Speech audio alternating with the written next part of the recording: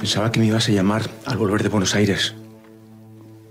Espero que hayas dejado a alguien pendiente de la chica. ¿Cómo? Que ha rechazado el trabajo. Mira, si ha terminado dependienta de unos almacenes, es su decisión. Yo no puedo hacer nada. Yo solo quiero asegurarme de que no tenga intención de volver a España. Claro. De acuerdo, hablamos en otro momento. Adiós.